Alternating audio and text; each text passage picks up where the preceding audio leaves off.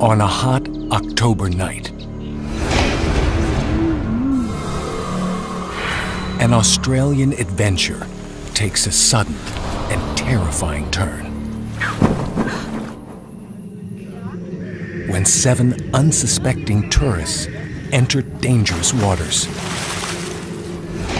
and a moonlight swim turns into a desperate search for a missing friend.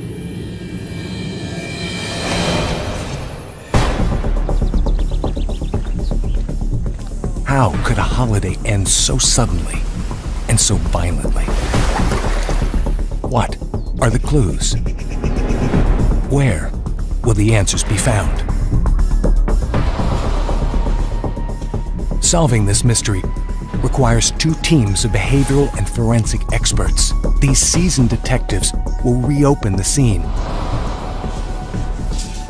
and uncover evidence that will shed new light on the tragic incident. They will reveal who is the hunter and who is the hunted.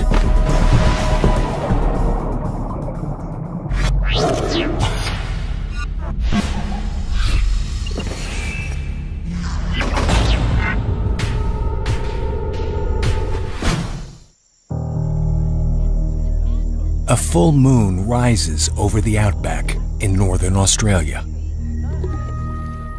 10:30 p.m. A group of backpackers is enjoying a refreshing dip in an idyllic waterhole. Their laughter echoes out across the surface of the water. When suddenly, one of the swimmers disappears below the surface of the water.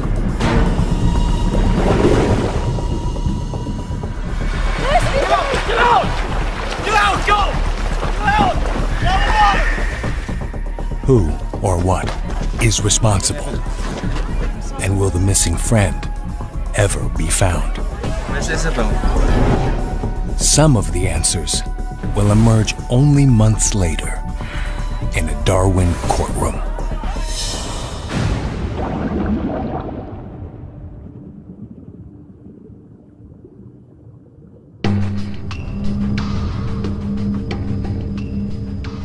The backpackers are swimming at night in the middle of one of the most remote and untamed places on Earth.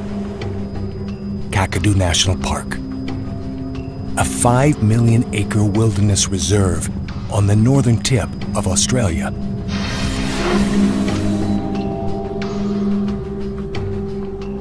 The young travelers are part of a tour group consisting of 5 British men, 2 Dutch cousins, and 2 German sisters, Valerie and Isabel van Jordan.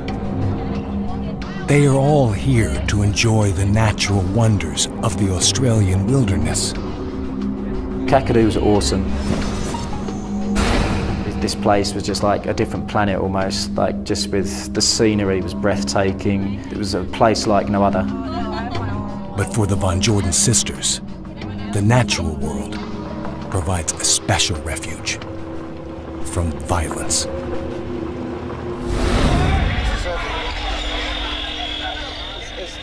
Just 10 days earlier, they have had a narrow brush with death in Bali, Indonesia. It's huge, it's scary. A terrorist bomb rips through a Bali discotheque crowded with foreign backpackers.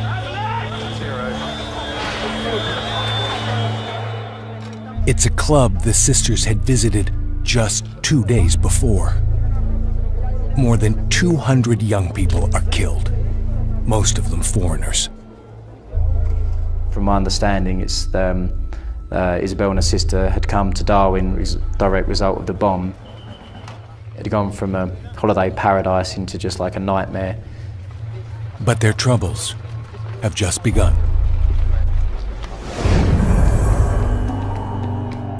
Once safely in Darwin, they start asking around about trips to Kakadu National Park and sign on with Gondwana Tours, a company that caters to backpackers. Leading the group is a 46-year-old Australian, named Glenn Robles. Something else. Rainy season. The tour guide seems eager to show the young people a good time. We just wanted to just experience as much as we could within the 4-day trip. We didn't want to be held back from much, and we went to see and do everything. One night, the young people decide to go for a late-night swim in a waterhole, a short distance from their campsite. Approximately 30 minutes later, one of the tourists is missing. In one of the most baffling and disturbing incidents ever to strike the Australian outback. Get out! Go! Get out! Get out of the water! It was a beautiful spot, though. Oh, it's lovely, yeah. Like I said, this time of day, it's great. Chief Ranger Greg Ryan has been at Kakadu National Park for 22 years. It's safe to swim. He was one of the first to respond to the scene the night of the disappearance. Charlie Manolis is a scientist with Wildlife Management International. So where are we heading now, Greg?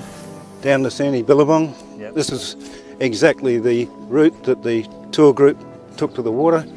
Moved past this tree. And were they all together, the group? Had they come down as a They were group? all together, yep. There was a total of 10 people in the group.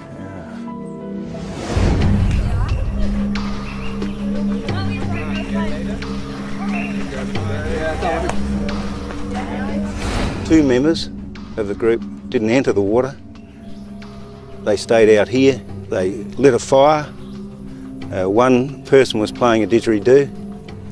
So there would have been a fair bit of talking, presumably, and like most tour groups, everyone having a good time. Yeah, they were in high spirits. Around about 10:30 at night. Okay, They so it was actually late.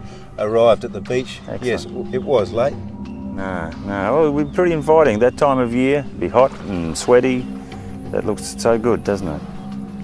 7 members of the group entered the water here. 2 or 3 stayed on the water's edge.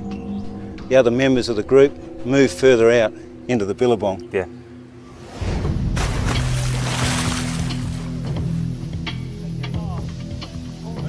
We was all swimming in the water for about 5 and 10 minutes. Well, we was all enjoying ourselves, we was splashing, creating a lot of noise. And it seemed perfectly safe, it was not a problem. It was only a few metres from the shore. Everyone was happy, everyone was enjoying it. It was a really good night. The tourists swim gratefully in the night air. Some start pulling others under the water. People were swimming underwater, going up to like someone else in the group and grabbing their legs and pulling them underwater, and then everyone would come up laughing, and we were just larking around like people do in the water. There was 3 people swimming about 10 metres from the shore. Myself and another member of the group were probably about 4 metres from the shore. And then that is when it happened. I was watching 3 members of the group, and suddenly Izzy just disappeared. She just disappeared under the water. Isabel Von Jordan vanishes. At first, the others are confused about what exactly is happening. The whole incident took place in probably a second. It was just very quick, but for me it was like in slow motion. Is it possible she has suffered a cramp and just gone under? Not likely. Humans struggling in calm water typically have enough time to shout for help. Witnesses at this scene recall no cry for aid. All I remember is remember that one minute that she was there, and then all of a sudden she was gone.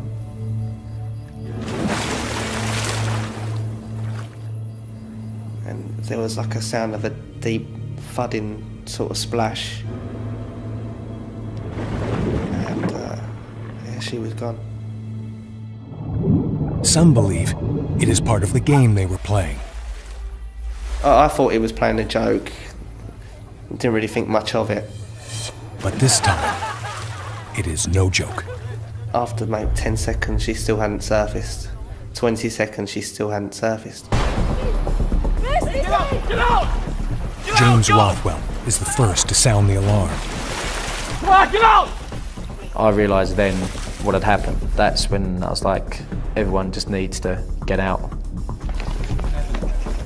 Within 30 seconds of the disappearance, everyone is on shore, except for one. Easy. So we all sort of come together and started shining a torch on top of the water to see if we could see any sign of Izzy. Izzy. Me too.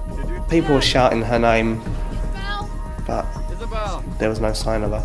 Izzy. What has happened to Isabel Van Jordan? It isn't long before flashlight beams reveal a terrifying clue.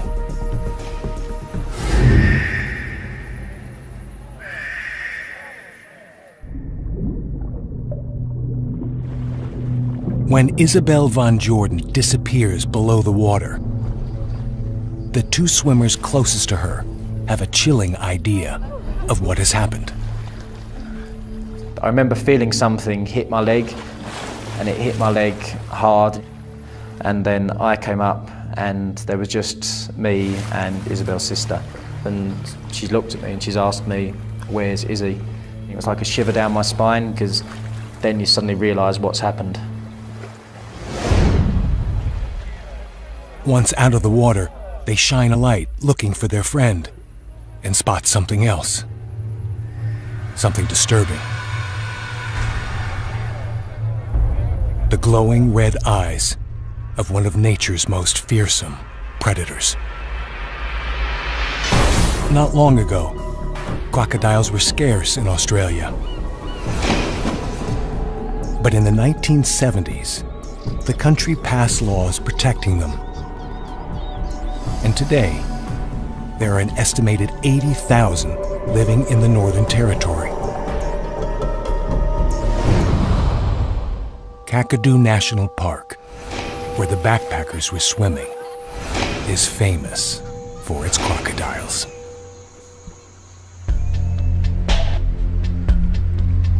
The crocs of Kakadu are big business. Tourists from all over the world travel here for a chance to see the predator in its natural environment. But attacks on humans have been remarkably rare.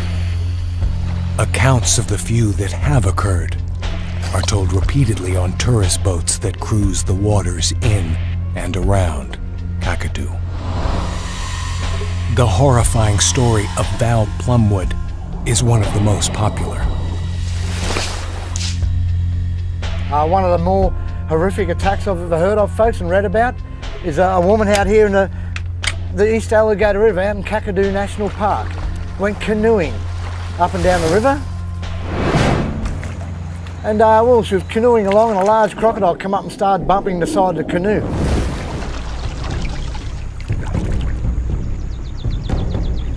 Afraid that the crocodile will capsize the canoe, Plumwood decides to try something desperate. She stands up in the canoe and leaps for a tree branch. This is probably a mistake. Crocodiles are excellent jumpers. They use their powerful tails to thrust themselves out of the water. Some can leap the entire length of their bodies. They do this for one purpose: to capture food.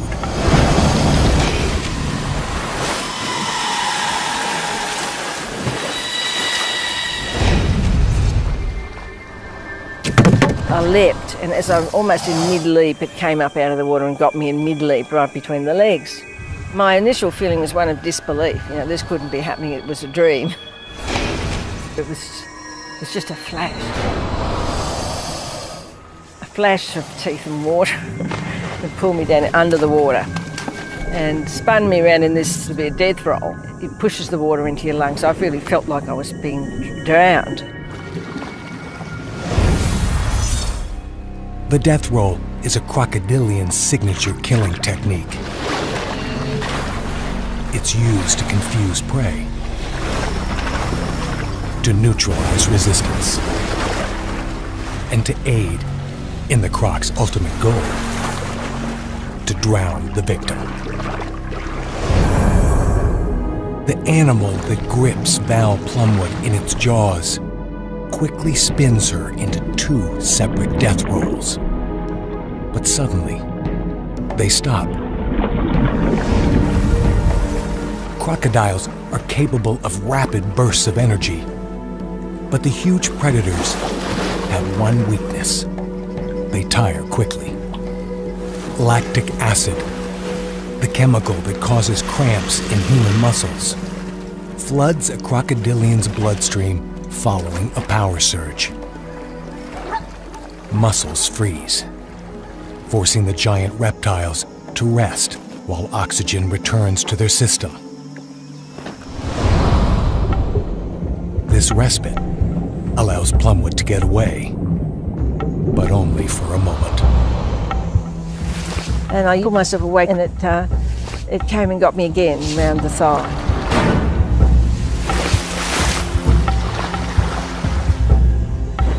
Val Plumwood endures a third death roll in the jaws of a crocodile.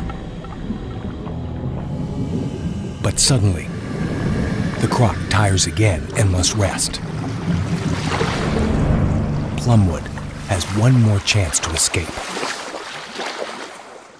Instinctively, without thinking, I realised I could climb the mud bank by jamming my fingers in the mud and scrabbling with my feet. And I did that, and I got to the top and stood up. I couldn't believe it. I thought I was virtually certain to die. Val Plumwood's severe leg injuries keep her in the hospital for weeks.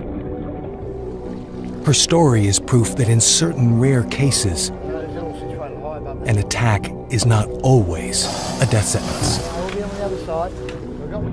But why couldn't the crocodile complete its kill? Plumwood had two things in her favor. One of them was the size of the crocodile. The crocodile that attacked her was estimated to be 9 feet long, half the size of a fully grown male.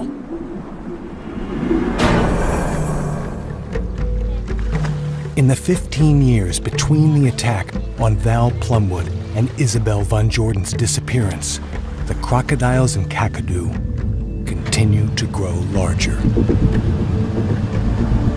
And then there is the scene of the attack itself.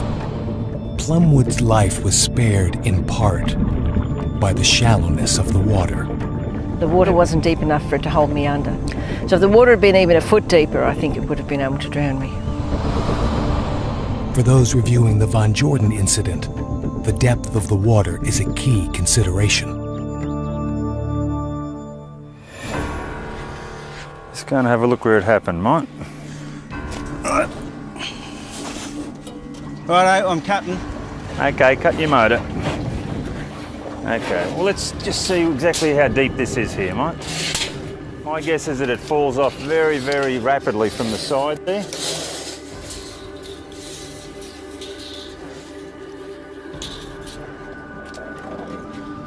Right, okay. We're on bottom there. Okay, we're about 5.5 metres here, but this must just go straight off. Yep. And without a doubt, he would have been able to cruise straight through there, unseen. They wouldn't have even known that he was there.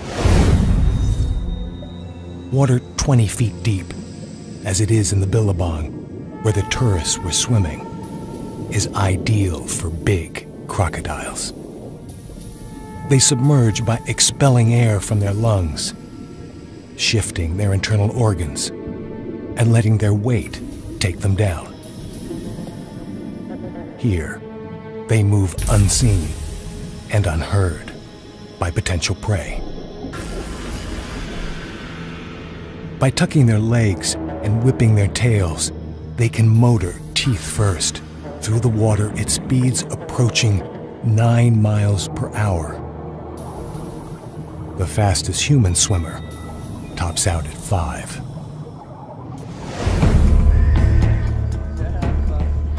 There is perhaps no more dangerous place to be in Kakadu National Park than treading water in a deep, dark billabong. But that's where this group finds itself on a hot October night. And when it's all over, one of the swimmers will be convicted of a crime.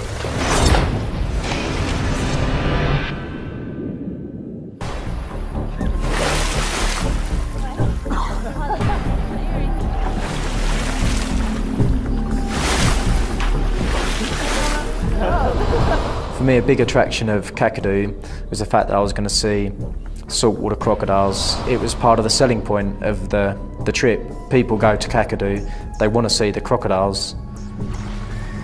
Over the course of their doomed holiday, the backpackers are exposed to the harsh Kakadu climate and tempted by its wild beauty.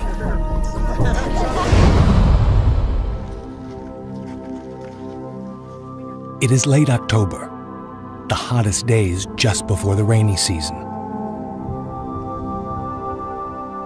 Every day, temperatures are up to 100 degrees Fahrenheit.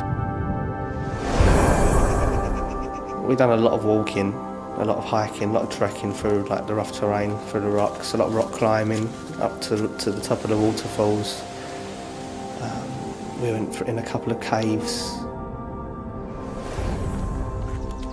Every day, the group ventures into something many in crocodile country would avoid. Yeah, the trip was 4 days and 3 nights, and we was basically swimming most days, sometimes twice a day, depending on what location we were at the time. So how is it possible that the young people would go swimming in a land swarming with saltwater crocodiles? Especially when there are warning signs all over the park.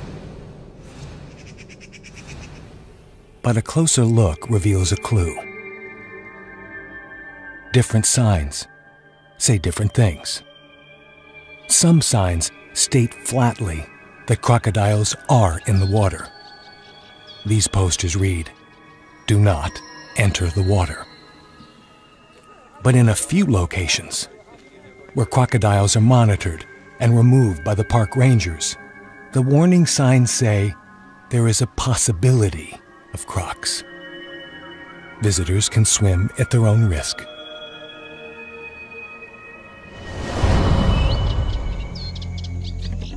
On the third and last night of the trip, the idea of swimming comes up once again. After a hard day of hiking, Glenn Robles brings the group to a popular campground called Sandy Billabong. As usual, the group relaxes around the campfire. The night is extremely hot. On the last night we was camped up at Sandy Billabong, and we had just finished eating dinner together, and a member of the group asked the guide if we could have a freshen up because we was very dirty, tired, very hot. There was a didgeridoo there, I think it was Glenn's, our guide, on which people was trying to play, unsuccessfully though. On that particular night, no one was really drinking. I think I and another member of the group were drinking, but I had the most of 2 little cans of beer. The night was always very hot, sweaty, we was always dirty. So there was always dirt getting into our skin, it was uncomfortable. A shallow expanse of water is located just yards from the camp. But Glenn Robles tells the group that water is unsafe. I know you're hot and you're dusty. So it wouldn't be safe for us to go there, because he believed that there was crocodiles in that water. But Robles has another idea about a place called Sandy Beach. The tourists decide to go. As they make their way down the dirt road, they pass at least 2 signs warning of crocodiles, but no one is paying attention.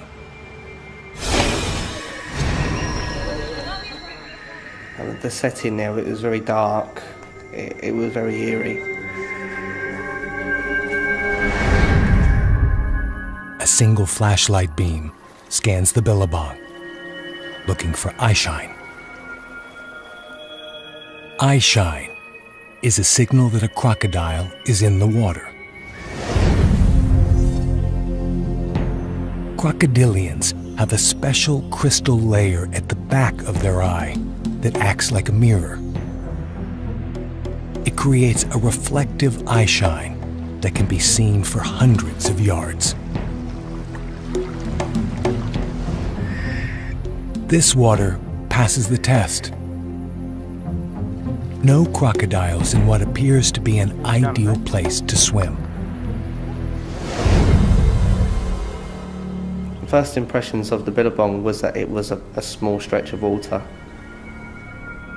I didn't think it carried on very far. For me, it was a swimming hole. I could see the other side of it. It just looked like, from what I remember, it was a small place. Billabong meant nothing to me. But had the young people known about billabongs, they may have reconsidered.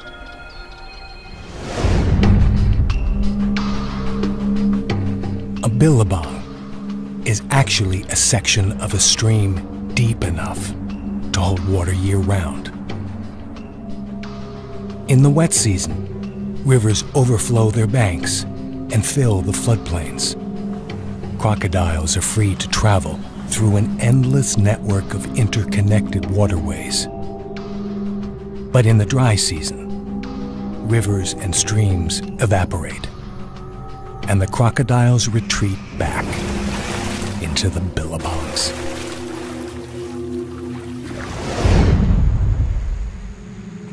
Sandy Billabong may have looked small that night,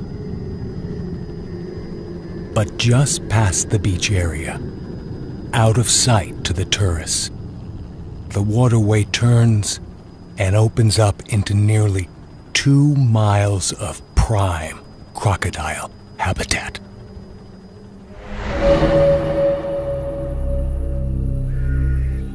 But with no crocodiles in sight, they take the plunge. It seems a perfect ending to a perfect trip.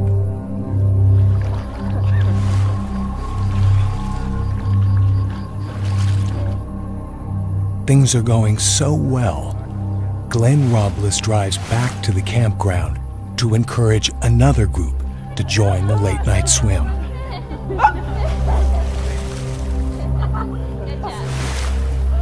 When he returns, everything will have changed.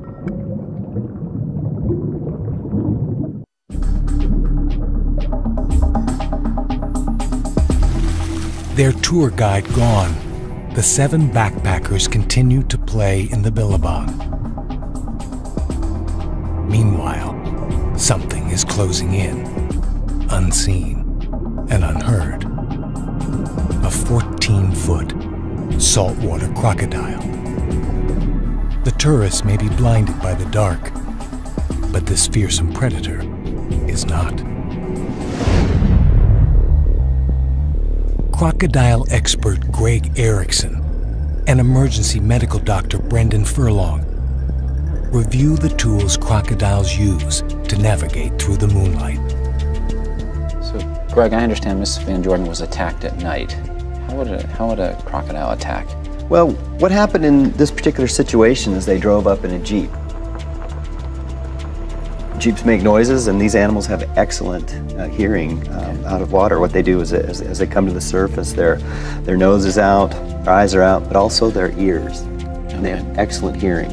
So I'm sure that this animal heard that Jeep come up and probably got excited. Here's an opportunity potentially to seize some prey. They had a campfire and are partying, these sorts of things, making lots of airborne noises, and this animal was well aware that they were in the area.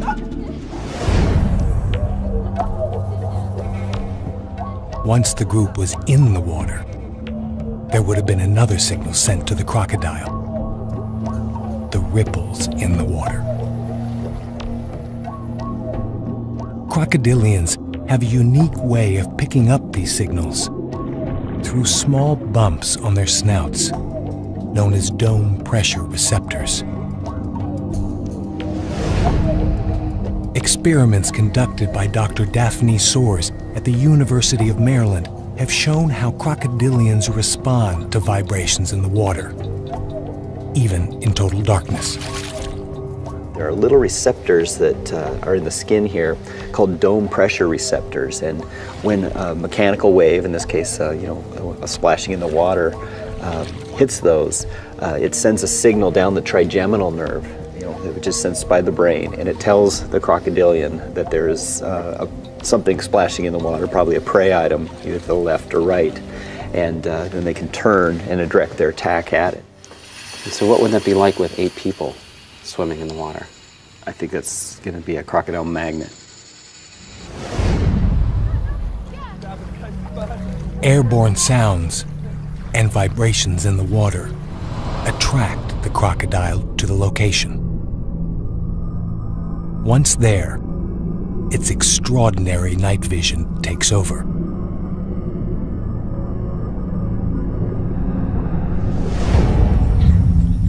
Crocodiles' eyes are set close together and oriented towards the front. Left and right eye fields of perception overlap, giving it binocular vision. A crocodile can gauge distance from afar, sink below the surface, then, like a submarine missile, launch itself towards its target.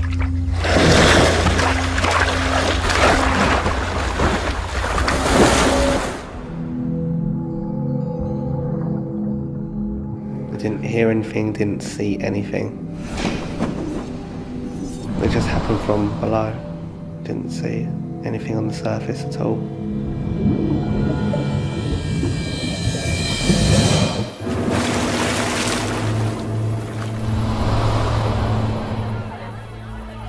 Once out of the water, they shine a light and see the danger sign they hadn't seen before. Izzy!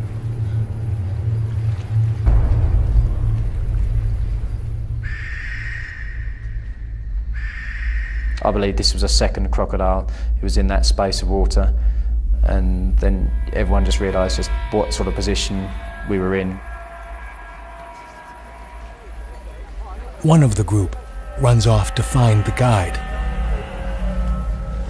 He then just started to scan the surface of the water looking for a croc, but then by then it was too late, he was gone.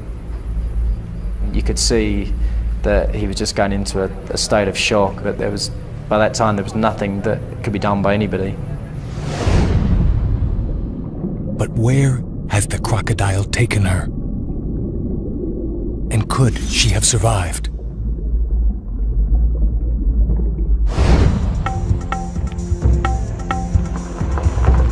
Park Ranger Gary Linder, Kakadoo's top crocodile hunter, is on the scene 2 hours later. He sets off across the Billabong in pursuit of the crocodile and Isabel Von Jordan. As his beam scans the surface of the water, eyeshine from several different crocodiles pops up from the darkness.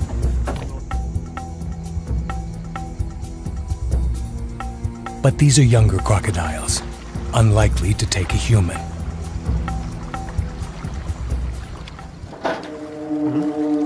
But then, we travelled for a little bit and then bang, up the eastern end, brilliant big eye shine, which was telling me this is something big.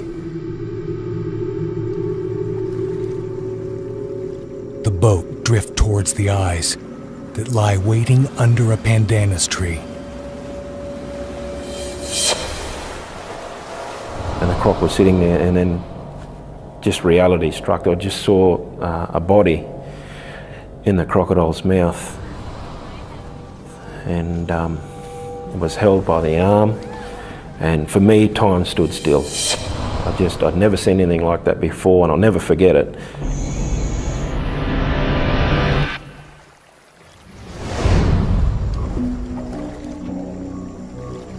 Lindner and his colleagues have found the croc and the body. Now, they must figure out a way to bring both back. For a second or two, I was just stunned, you know. And then he just submerged and he swam back under the boat.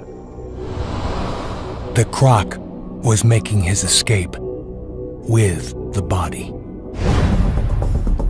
The size of the animal and the depth of the water left Isabel Van Jordan totally defenseless. Ranger Gary Lindner now begins the most urgent hunt of his life, chasing the crocodile in a 2-mile-long billabong.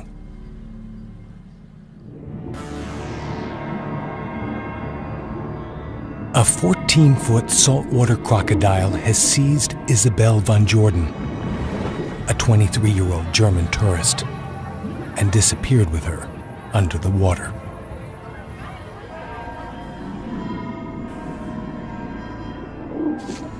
And then he just went deep,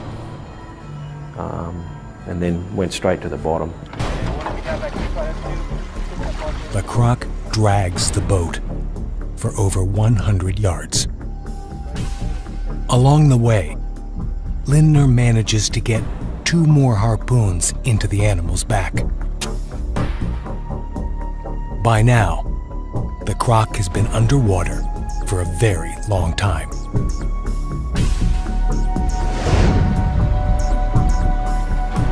By the time the reptile starts to rise to the surface, 1 hour and 18 minutes have passed. His snout come up, and you could almost hear this whoosh, you know, this crocodile wanting to get air. And I always remember that. It was just a sudden, gasp, someone gasping for air desperately. It's the last breath this crocodile will ever take. A shot rings out across the billabong, and then another, and another, and another. Lindner takes the 14-foot killer croc back to the beach. It's missing much of its right front leg, and a chunk of its snout has been ripped away. Could these handicaps have been a factor in its attack on Isabel Van Jordan? Brendan, this picture here, this is the actual snout of the animal that attacked her. One thing you can see here, it's had the front of its snout bitten away. And I have this graphic here showing what this crocodile looked like. Was that more than usual, the amount of body you would see above water? Oh, absolutely, yeah. Normally you would just see what we call the cranial table here, just the top of the snout, and you know, the eyes and the ears, and that's all you would see. But because of the condition of this animal, it had to keep its snout up really high, and obviously made it a much more visible animal. You know, if it can't sneak up on prey and get kills, it's obviously going to start starving. And it was extremely skinny. It may have resorted to just about attacking anything it could, just in the hopes that it actually could, you know, get a meal and make it through. One mission is accomplished, but now Ranger Gary Lindner has another task. finding the body of Isabel Van Jordan. But where did the croc let go of its victim? Lindner decides to return to the place where he cast the first harpoon. So I thought immediately that's probably the most likely spot that it would have dropped Isabel, because it's worried about its own survival. It's gone from being predator to prey, or the hunter to the hunted. And as it turned out, that sort of guess, yeah, it turned out right. We went back and Isabel was lying almost immediately at the site where we first harpooned it. The damaged crocodile had taken her nearly 2 miles, searching for a quiet place to feed, away from the other, healthier crocodiles in the Billabong.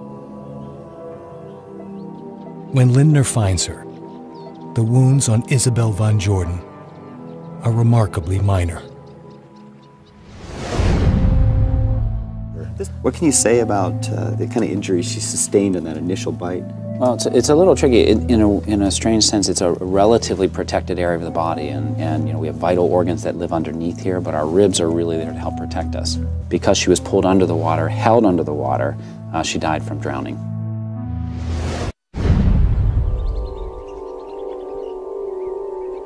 But who was really responsible for the death of Isabel Van Jordan? A reptile or a human? The question is decided in a Darwin courtroom 5 months later. The surviving backpackers serve as witnesses for the prosecution against the man charged with criminal negligence, the tour guide, Glenn Robles. Robles was no beginner. He had been leading tours in Northern Australia for 15 years. He spent 3 years piloting a crocodile viewing boat in Kakadu.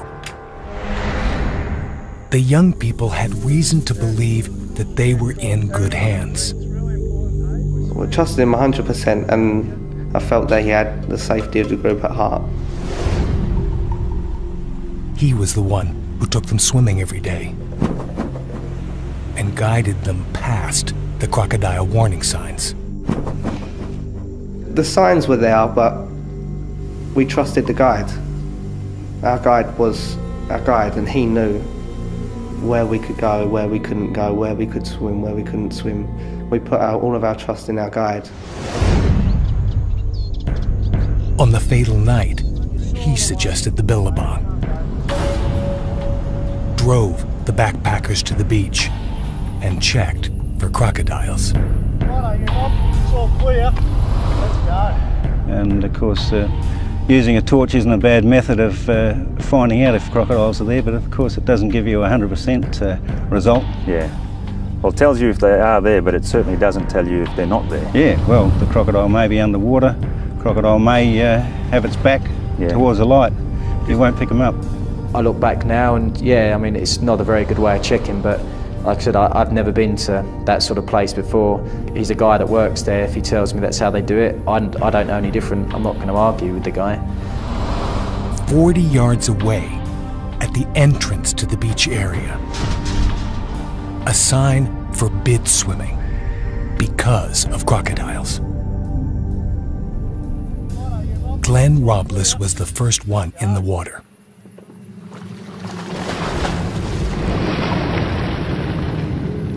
He made us feel at ease because he was the first person in. He was so relaxed and so confident that the area was safe, and then we just followed by example. Robles wasn't even there when Isabel Van Jordan was taken.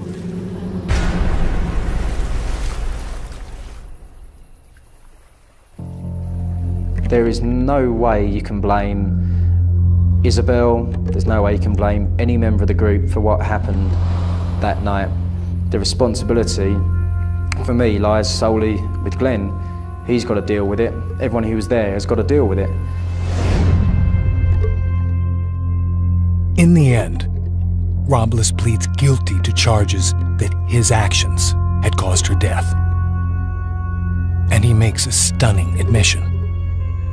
He had known crocodiles frequented the Billabong, but thought it was safe because he believed he had seen Aboriginal people swimming there years before.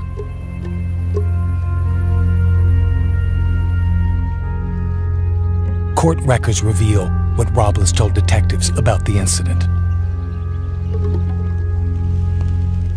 I don't know why. There just simply wasn't any reason why. I just did it. Because it was very, very, very hot. You know, sweaty. And you know, it would be really refreshing. And I think that water was very, you know, it was very inviting. The court hands Robles a 3-year suspended sentence. The former guide does not serve any time in jail.